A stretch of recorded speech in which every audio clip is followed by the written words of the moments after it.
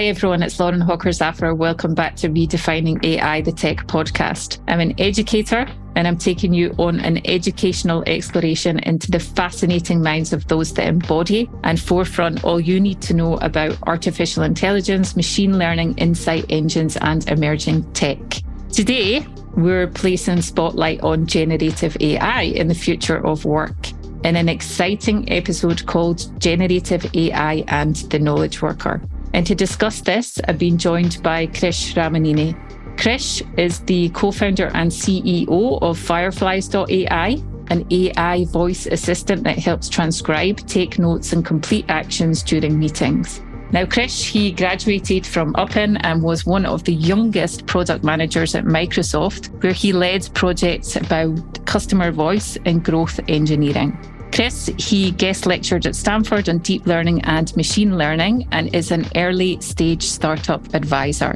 Now, as you know, we like to overhaul definitions and cliches on redefining AI, and we really want to encourage authentic expression and conversation. Now, with this, I'm sure that our entrepreneurial Firefly CEO is going to help us here today. So welcome, Krish. It's a pleasure to have you on the show with us here on Redefining AI.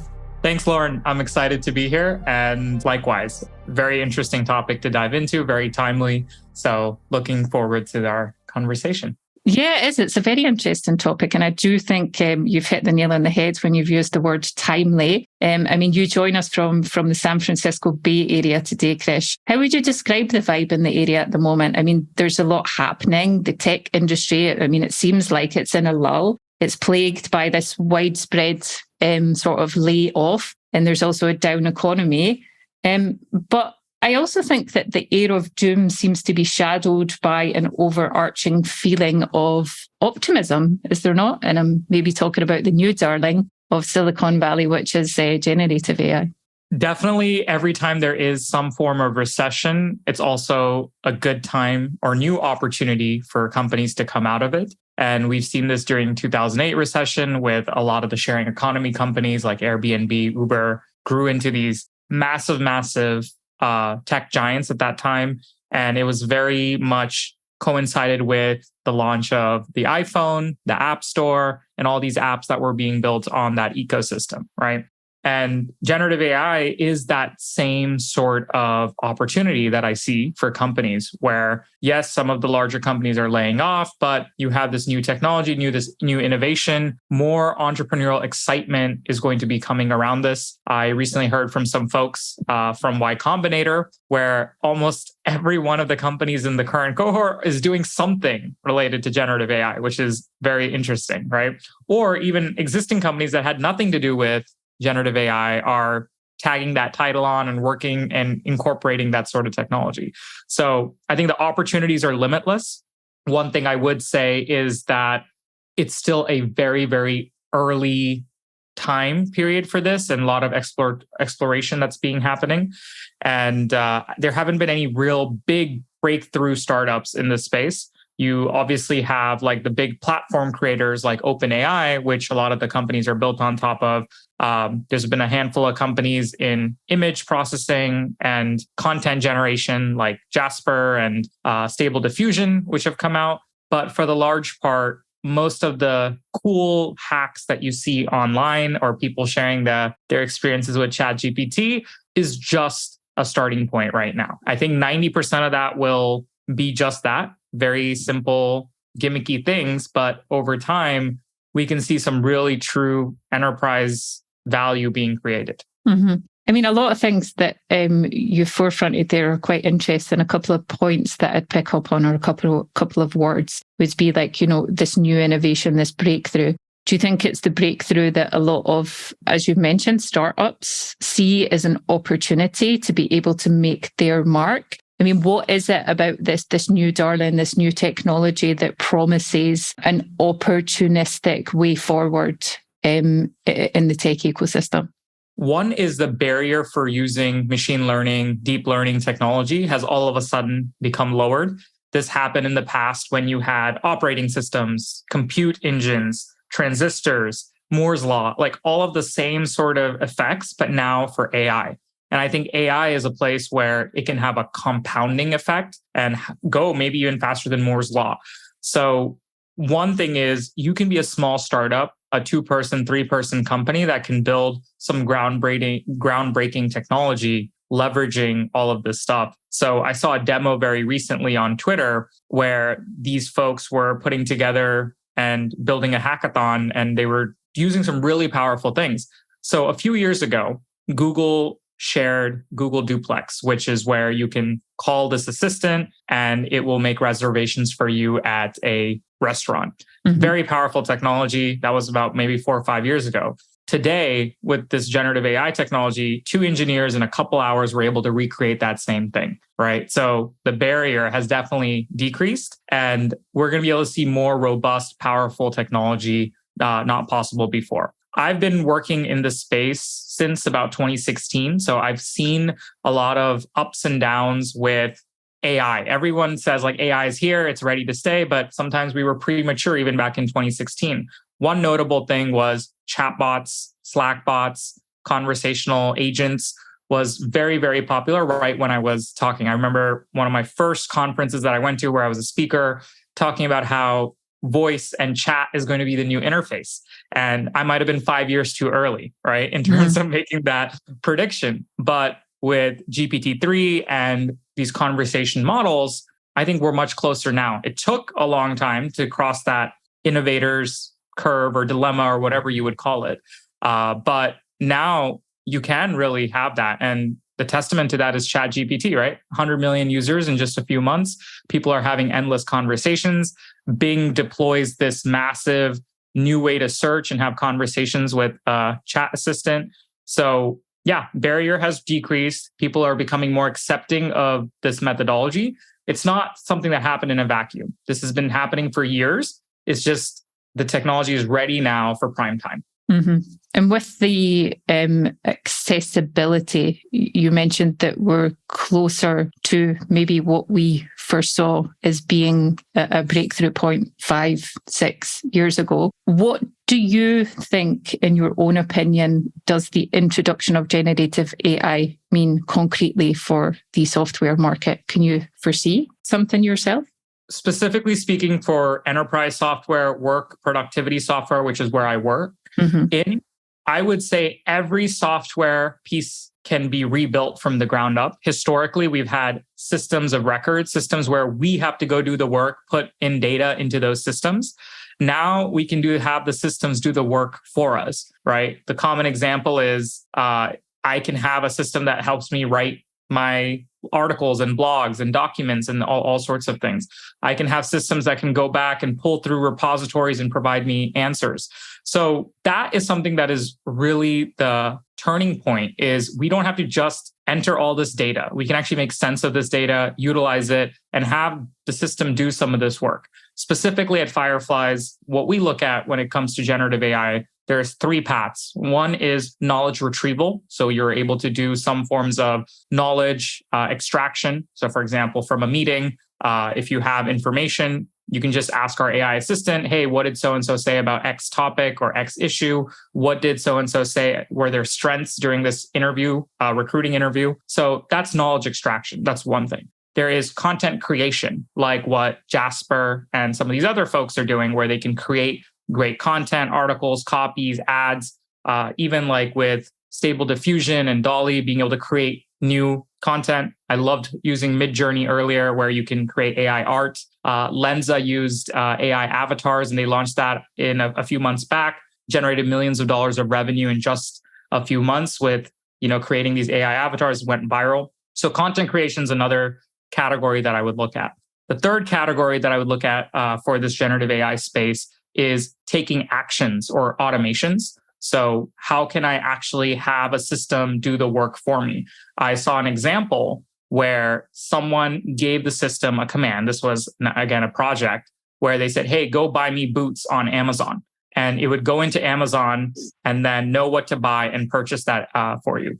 Or it would go in and write an Excel command for you that can run all these financial models for you. So yeah, those are the 3 things that I look at in terms of what this category seems like today. I'm sure more things will come up in the future, but really comes down to the idea of knowledge and search, content creation, and automations and actions. Excellent. And out of those three, knowledge retrieval, content creation or extraction, automation and actions, it sounds like they excite you as well.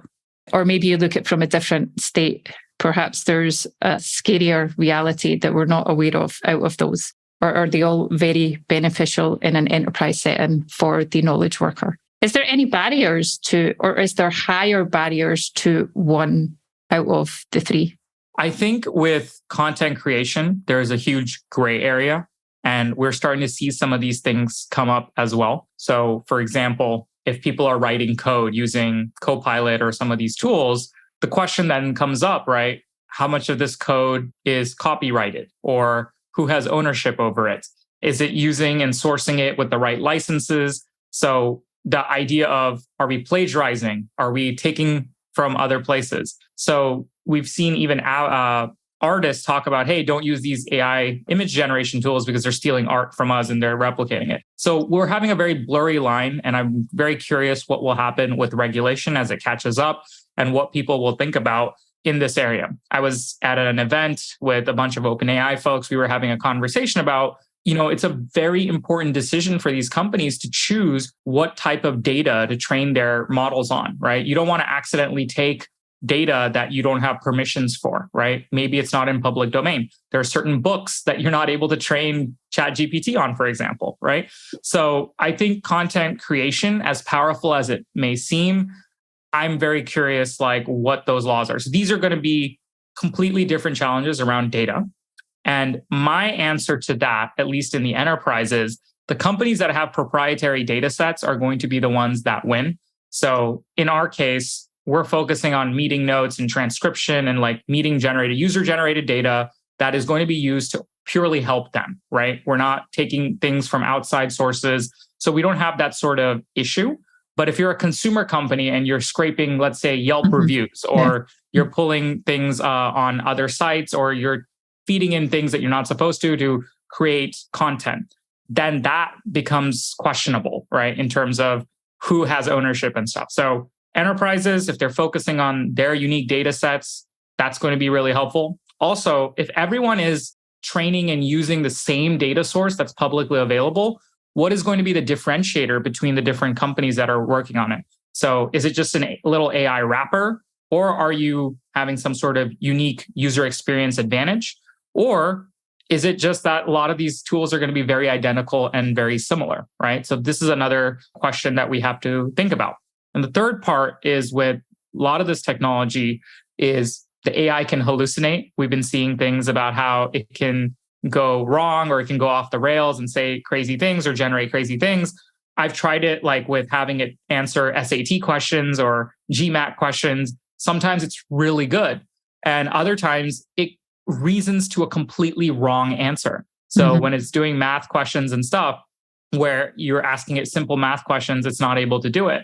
And if you ask it to go back and explain itself why it chose it, it says, my bad, I made a mistake, I corrected myself. So when it comes to computations and calculations, or even when it's writing things, right, it sounds very realistic, but the answers are very wrong or bogus or made up. So that's another challenge we have to consider. The system is nowhere perfect.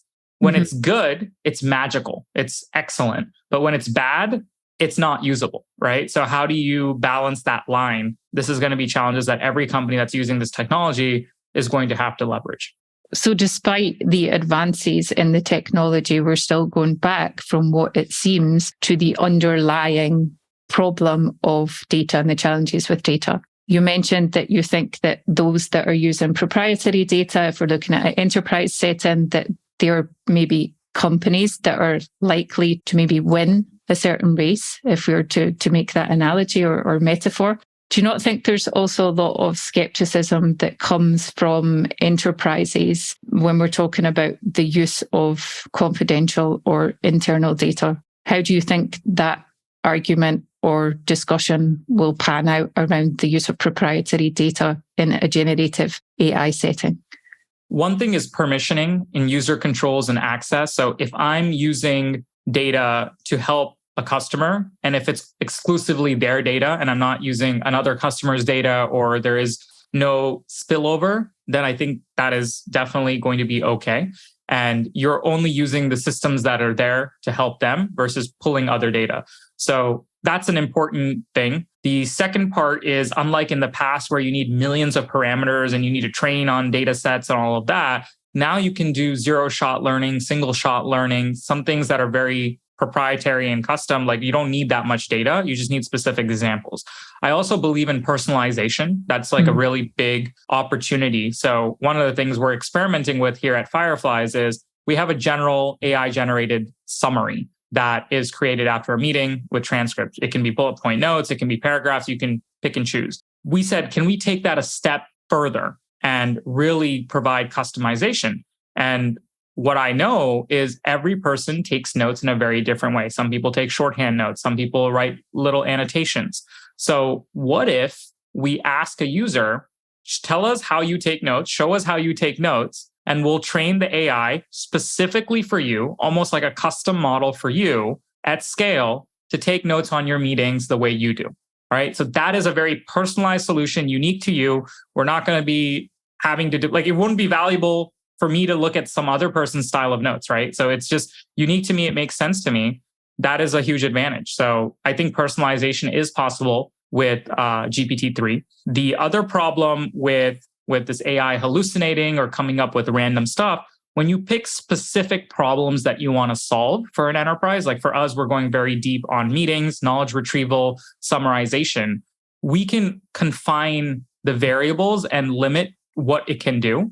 So it's not going to go off on tangents, and we can do a good job of controlling that. So yeah, I think privacy controls are really important, but everything we're doing at Fireflies is to make sure that whatever data we're using to help is going to be used exclusively for your data and for your use cases and not spill over to another company or another customer. Which is an interesting thought. So let's take that component of personalization. And if we look at the personalization that you've highlighted there, in the sense that you've outlined that people take notes differently, how is it possible then? And again, we're looking at from maybe more of a technological angle, like computational processing. How is it possible with, you mentioned GPT-3 and the personal data? Let's say if I were to interact with the system, how is that possible? What tech allows that? Great question. So if I had to do this exact same thing in the past, right, I would have to do some sequence to sequence models. I would have to maybe use certain types of classifiers. I would have to use almost 1 million parameters, hundreds of thousands of parameters, and still wouldn't be good.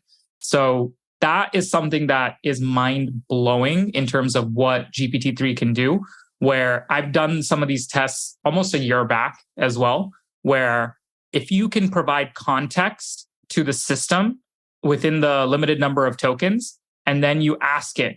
I always think about this AI as, hey, this is like a 10-year-old, right? And there's different models, right? Like some of the top performing models are like 12-year-olds. Other models are like 5-year-olds. And eventually with GPT-4 and above, we might get to like some smart teenager level thing where it starts to make some of those decisions on its own. So when you have a 10-year-old, the best thing you can do is show them examples and then say, hey, go and try to replicate it like this. This morning, I was trying out a tool that was really, really cool, where it's like Stable Diffusion and it's like DALL-E.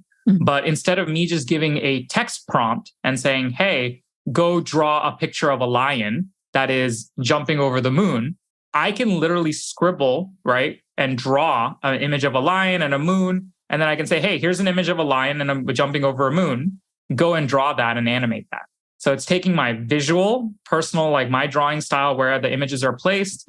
And it's also taking my vocal stuff to be able to generate that, right? And that all it took was a single data point. This technology, these large language learning models are trained on billions of parameters, enough to where they just have to predict the next output, the next sentence, the next token. And that's what's so magical about this. And I remember some of these experts at OpenAI talking about how this is done. There were companies in the past raised tons and tons of money, hired PhDs, machine learning engineers, and they said, we're going to go solve this specific problem and we're going to build this tailored model and we're going to keep training it. You risk overfitting, you risk fine tuning too much to the point where it doesn't work for certain use cases. Yeah. They said, you know what, let's not go that granular. Instead, let's step back and then just build a general model and feed it tons of data. And really, GPT-3 is a reflection of humanity because it's trained on everything on the internet, or a large portion of it. And it's just showing us a mirror of what we already do or what we already say. That's why sometimes it can be racist. It can say things that are unhinged. It can say things that are not right. But really, it's just showing us a mirror of what we talk about, what we do. And so when it's looked at billions of photos, or it's looked at billions of articles and things online, it's able to know. And what we deem to be creative work is actually pattern matching. And that was the crazy thing for me, that realization that unique creative stuff that humans do, which we thought machines could never do, that stuff is really like pattern matching, like music creation, lyrics creation, blog writing, all of that is pattern matching. And if you do it enough, you can have that. So yeah, that's the large language learning models. That's the breakthrough. And also there's a technological breakthrough with the different types of technology and the tensors and all the things that you're able to use, which have reduced the cost significantly to be able to train data at this scale, at this level. It's to a point where I feel like for OpenAI and some of these companies, they just had to say, okay, if I put X money in, train X model, we know it's going to have Y performance improvement. And that's all really it comes down to. Like companies with a big war chest of money, tons of data. Well, Google, that's perfect. They've crawled the entire internet, right? And they have the resources to do it. So I also don't think it's going to be like one company is going to monopolize the space. There's just going to be a lot of other folks also doing this. But people have finally found out these large language models are going to work than these like hyper-specific models that people used to build in the past. Mm-hmm. Fascinating. And I can certainly hear like the technologist in you, the innovator in you, and also this entrepreneurial spirit. I think that if we're looking at it as a reflection of humanity, because it is trained on the information that we have created in the past, we can also now take the example of the tool that you tried out and we look at it from maybe a different angle as well. So we see that there's quite a lot of common narratives as well that seem to have been somewhat magnified as well in the past few weeks, because we're not only looking at the positive from the side of the advancements in technology and the empowerment opportunities that it offers, but I also think that there's maybe a few misaligned conceptions around the destructive use of generative AI and its role more as an eradicator rather than an enabler, than an empowerer, which we've just highlighted with the example of being able to animate a simple sketch, which is fascinating. And we're not disputing that it's not fascinating. And it is something that I also admire as a fellow tech enthusiast. But where do you see from the other angle, in the other spectrum, the role of generative AI in the future of work? And what does it mean for a knowledge worker, someone who maybe does the job of creating animations themselves? I think it's going to be very assistive. A lot of the technology that's out there today is going to help us do our jobs faster, better, help us be creative. I almost think of it as a brainstorming tool, the way I use ChatGPT or some of these other tools. I don't need it to write my entire blog for me, but if it can help me generate ideas, help me expand on certain concepts. I've been using it to rapidly go through podcasts. So I'll listen to a great podcast. I'll upload it to Fireflies, like the audio file. And then I'll start having a conversation with Fred about questions that were brought up. Why did so-and-so say X? How did they talk about this? Try to connect different concepts. And it almost feels like when I'm a student back in college, if I could listen to lectures and all of this other information, it's giving me a new way to bounce ideas, brainstorm, and process information at like lightning speed. So as a knowledge worker right there, like the way I use Ask Fred, it's ability for me to help retain and absorb knowledge faster than ever before, because I can go back through important pieces of information and pull that out instantly. So that retrieval, that part, I just feel like if I had this technology or if I had built this for myself in school, I would have been able to go through hundreds of papers, thousands of pages of reading. Everything would have been really, really fast for me. In terms of productivity, like we've been using Copilot from GitHub. we've been using some of these other tools, it's helping us do the mundane tasks faster. And it's helping us basically think about more creative ways to interact with the system. And one thing I will talk about, and it's probably contradictory to what everyone else is saying, is they feel like this new field of prompt engineering will come up where you can be an AI whisperer. You'll know exactly the right things to say to the AI to get the best output from it, and that there's an art to it. It's a science. It's something very qualitative skill set. To be honest, I think 5 years from now, we may not need prompt engineering at all because the system will get better, where you just changing one or two words or reorienting them isn't going to get you that net value that you would assume. Right now, because the technology has gaps, we would need that. But I don't think so in the future. And I think that is the exact point that I wanted to bring up following what you've just been talking about. Do you think in that sense that we are digital beings, that we're ready to jump into the boat and ask for this assistance? Are we capable of asking for this assistance? Because if you look at the demographics of the average knowledge worker, if we're also looking at the main demographic of maybe the disparate ages of knowledge workers, do you think that there's any differences in the nature of how much assistance we can ask for and maybe how much we embody this AI whisperer trait? Let's take a look back at the time when computers just came out and they were command lines and prompts, and people had to learn how to navigate directories writing command line prompts, right? And then we had the GUI, or the graphical user interface, that came out. And when that happened, people had to know how to use a mouse, how to hit the exit button. Those were all taught skills. And those are skills that up to like my grandmother had to learn. And then when we had the iPhone, the touchscreen paradigm, the apps paradigm, or the iPad, where I have to move through different things, slide, swipe, all of those things. So these are all new paradigms that we had to learn. I wouldn't say they were natural in the beginning. I've done hundreds of UX studies, tests, like while working at different organizations, where it's a completely new behavior. They have been showing how little kids, right, 1-year-old, 2-year-old babies, have become sophisticated at using apps on the phone, right, and being able to navigate through that and use that for learning. So I think humans are very adaptable, and they can learn, and they can learn to interact with all of these different technologies. If we're able to do that with interfaces, even voice assistants like Siri, and learn how to type on a QWERTY keyboard. So there's a lot of these things that we've learned over time. You know, who knows what will happen when we go into augmented reality or virtual reality? Like, that's another area. That's a new skill set that you have to learn how to interact there. But the one thing about generative AI is that it's teaching us in a paradigm that we're already comfortable with: communication, language, how we ask each other for help with favors, right? These sort of things. I've seen my mom use ChatGPT. I've seen my dad use ChatGPT. I've seen like my sibling use ChatGPT, and I've seen, you know, people at work use ChatGPT. So universally, they are just talking to it like another person.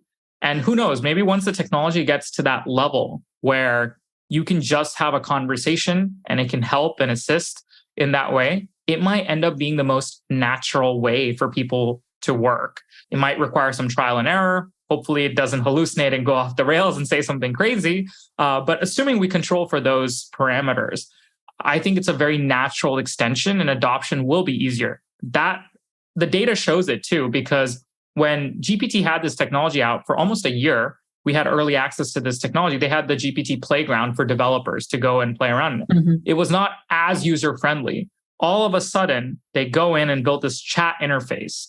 And in 2 months, it gets 100 million users. Same underlying technology, different deliverability.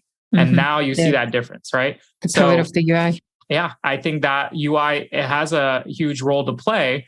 We're going to have more and more companies that start thinking about, how do I seamlessly integrate the UI, the experience, and the technology, so not to overwhelm the user. In fact, I think it's like the other problem with ChatGPT, because you can do anything and everything. It's hard for a user to like know where to get started. So that's the thing that I think for enterprise software, if you're focusing on specific verticals, specific things, when people talk to Fred, our AI assistant, we look at certain behaviors, what they like, what they don't like, but it's in the context of meetings and knowledge retrieval and getting answers to it. But even there, we've seen some very, very clever prompts that people have come up with.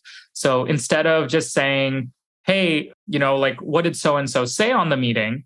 They're able to say, like, hey, based on this meeting, come up with questions and answers. Like, if this meeting was a test, I had to turn this into a test, come up with a set of questions and answers from this meeting. And so I've seen students use it, I've seen other people use it, where they're almost like reverse engineering what will be on the test using this, right? And so that is really, really powerful and very creative. Extremely powerful. Do you then see any trade-offs for knowledge workers if it is implemented in an enterprise setting?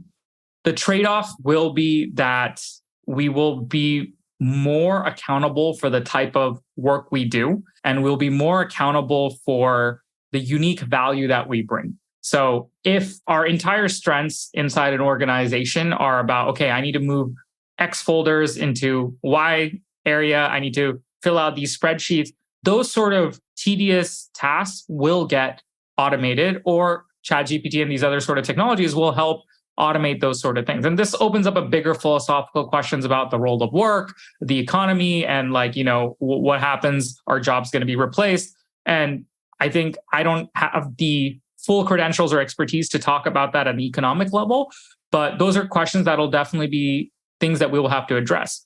But the one thing that is extremely valuable for us as humans and what we do is, how do we channel the technology or use that as an extension of ourselves? And ultimately the thought, the ideas. So if you want to write a great blog, you already have some ideas of where to go, and you're having this system and you're using it to guide you, right, in those directions. So it's really about the thought process, the ability to think. When a lot of people go to college, right, people used to make fun of like liberal arts education because, oh, what are you doing? You're just learning how to think, right? Like anyone can think. Go solve a math problem. That's more important.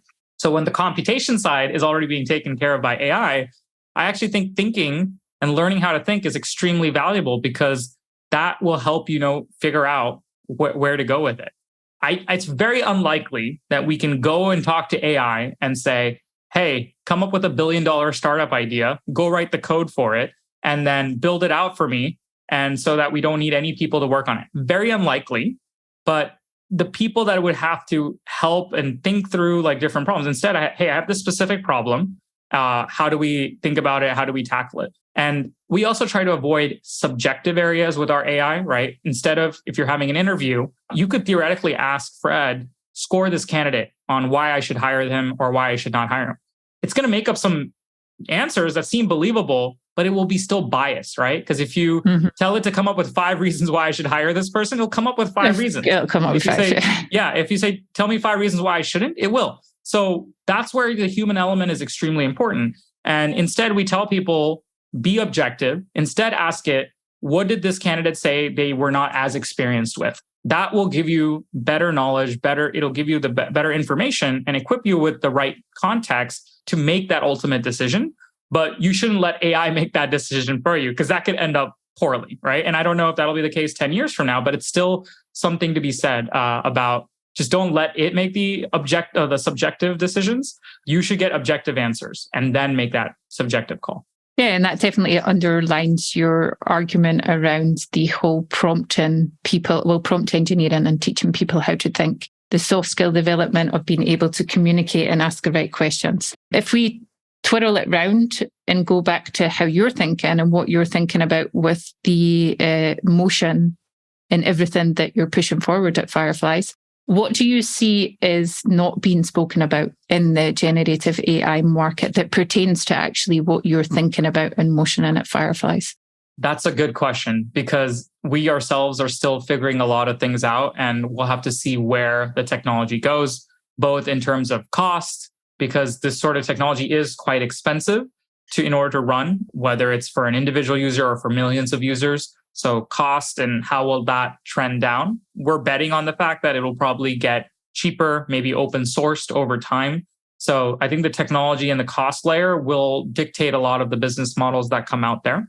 The other things we think about from our context is, okay, if technology is not necessarily going to be the biggest blocker, like the machine learning and stuff is not the biggest blocker, how do we leverage it in a smart way, right? How do we help people make the most of this technology and be as creative as possible? They don't know all the things that they need to ask right? The AI. So a lot of things that we think about is, okay, what are things people can get out of a meeting? Well, first, let's figure out what type of meeting it is.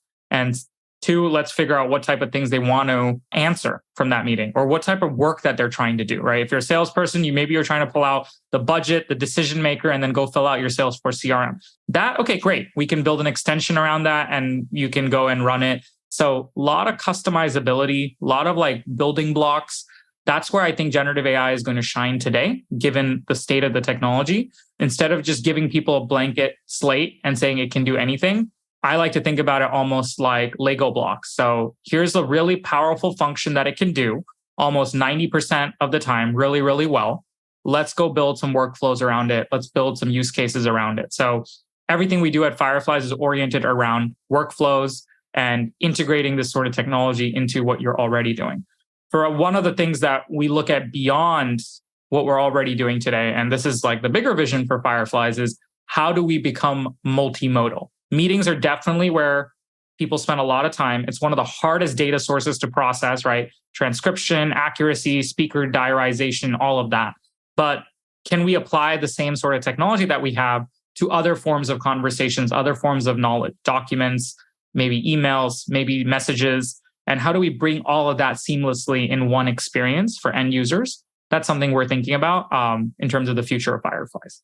Yeah, it's a really interesting area. It takes me back to when I studied discourse analysis. There was a whole model around conversational analysis because I studied applied linguistics in my master's and heavily focused on corpus linguistics, but also conversational analysis. And it's a very interesting, the intrinsics and the depths of what can be analysed and the importance of certain interactions. It's fascinating. And you also focus on sentiment analysis as well, from what I believe, which can be a great tool in itself. Yeah, we do sentiment analysis. In fact, we're going through our entire technology stack, things we've done using traditional text classification, vectors, embedding, all of that stuff, and saying, at what parts can we just replace this with large language learning models? And where can it perform well?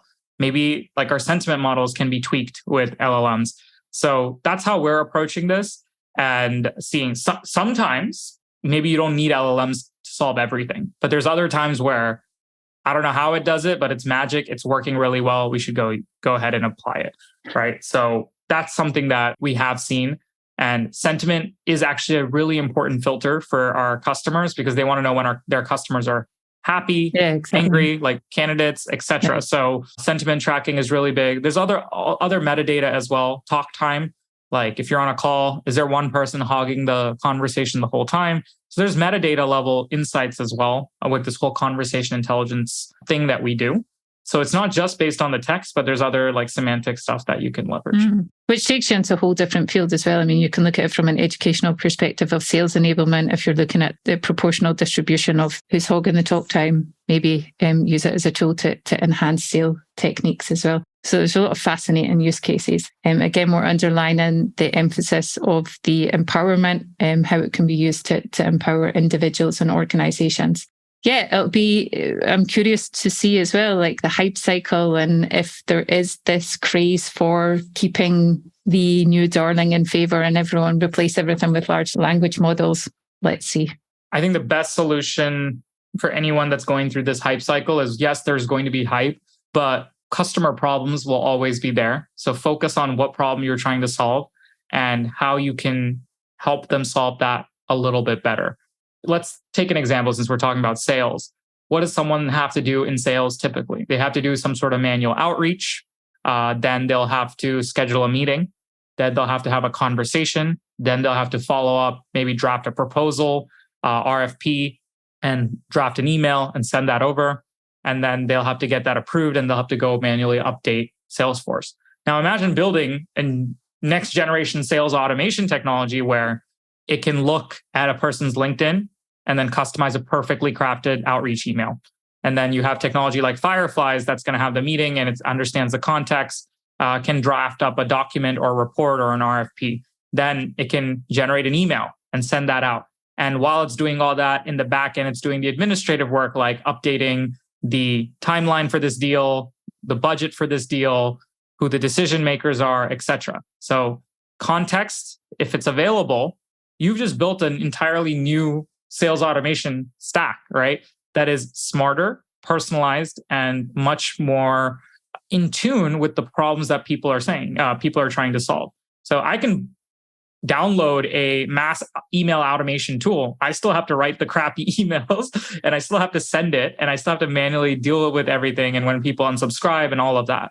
So could we use AI and this whole personalization thing that we're talking about to create an experience where we're actually providing value to people and sharing things that are relevant? Personalization is what cuts through the noise. Yeah. And we can build technology like that from the ground up. Yeah.